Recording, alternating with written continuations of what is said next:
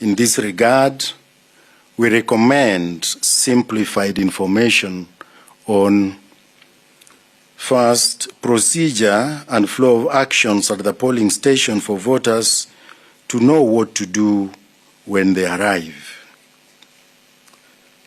2, what will be happening at every stage during the voting process so that voters and observers can monitor and notice any discrepancies. 3, procedure and flow of actions during the ballot counting and tallying. 4, procedure for voter identification and redundancy measures if a voter's challenge is being identified on the KIMS kit. This notwithstanding the fact that a few days ago the Commission launched a call center and media center, which is truly commendable so that citizens can engage and ask questions directly and seek responses from the Commission. Mr. Chairman, one of the lessons we have learned from the previous general elections is that there are candidates and supporters who will not be satisfied with the result as announced.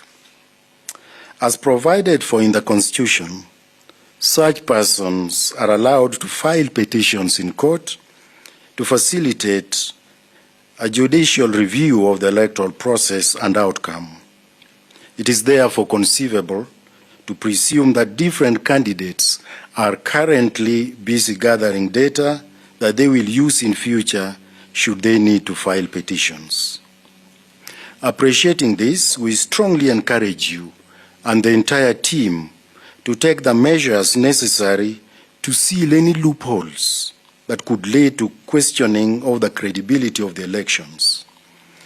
Such measures could include the following.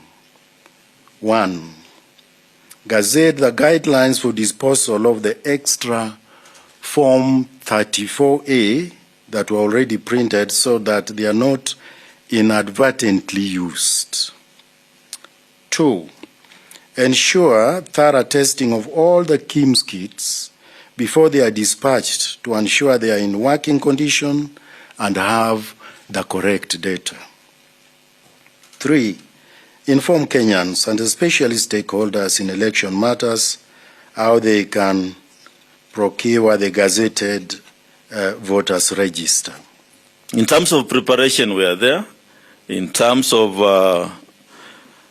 the other processes, the register was a big issue, but we have been sharing it out with all the candidates and political parties. It's available for those who need it at a small fee. We have put a nominal fee, which you can now purchase the registers. All the presidential candidates, the other candidates have bought the register for the electoral units which they are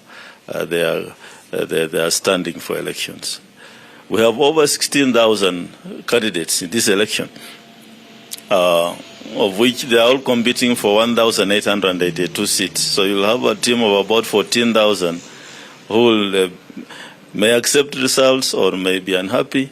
And the role of the church then is to encourage them to use the mechanism available, dispute resolution through petitions, as opposed to inciting the citizenry to violence or other forms of protests.